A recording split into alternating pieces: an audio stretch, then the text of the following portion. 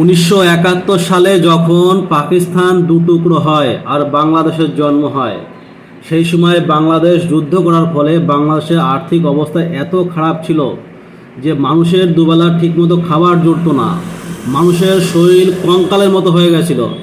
সেই সময় ইসকনের এক সদস্য পণ্ডিত রবিশঙ্কর, তিনি ছিল ইসকনের এক গায়ক, আর তার বন্ধু জর্জ হ্যারিসন, এই দুইজন মিলে নিউ ইয়র্কে এক ক্যাম্পেইন চালায়, বাংলাদেশ বাঁচাও। আর এই বাংলাদেশ বাঁচাও ক্যাম্পেইনের মাধ্যমে নিউ ইয়র্ক থেকে $2.5 লাখ এই ইসকনে পাঠানো হয়। আর ইসকন থেকে সেই সময় জাতি ধর্ম বিচার না করে যত ক্ষুধার্ত মানুষ ছিল তাদের 3 বেলা খাবার দিয়েছে। এই সংস্থা 2 মাস ধরে পৃথিবীর সব দেশে ঘুরে $25 লক্ষ ইসকনের এই সংস্থায় পাঠায়। আর এই ইসকন মন্দির থেকে বাংলাদেশের প্রত্যেক ব্যক্তিকে খাওয়ানো হয় ততদিন পর্যন্ত যতদিন না বাংলাদেশের অবস্থা একটু ভালো হয়েছে।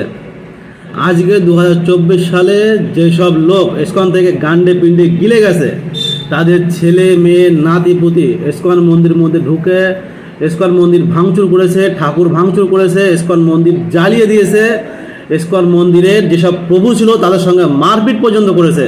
তাহলে এরা কেমন বেঈমান হতে পারে? যাদের টাকায় খেয়ে, যাদের সাহায্যে এরা বেঁচে আছে, যাদের সাহায্য নিয়ে এরা দেশ পেয়েছে, তাদের উপরে তাদের সঙ্গে বেঈমানি করে। এটা কেমন মানুষ?